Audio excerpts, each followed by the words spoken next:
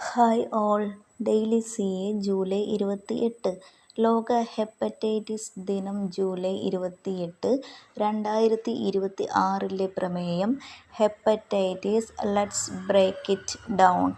അന്താരാഷ്ട്ര നീതിന്യായ കോടതിയിൽ നിന്നും പിന്മാറിയ രാജ്യമാണ് വെനസ്വേല. ഗുജറാത്തിലെ കംഫത്ത് ഉൾക്കടലിൽ ഇന്ത്യ നിർമ്മിക്കാനൊരുങ്ങുന്ന അണക്കെട്ടാണ് കൽപസാർ അണക്കെട്ട്.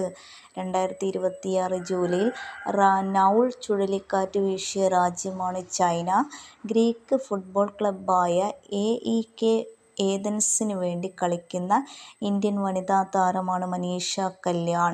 കേരളത്തിൽ 2026 ഓഗസ്റ്റിൽ പ്രവർത്തന സജ്ജമാകുന്ന പുതിയ കപ്പൽ നിർമ്മാണ കേന്ദ്രം പൊന്നാനി. യുനെസ്കോയുടെ ലോക പൈതൃക പട്ടികയിൽ ഇടം നേടുന്ന ഇന്ത്യയിലെ 45ാമത്തെ സൈറ്റാണ് സാരാനാഥ് UP.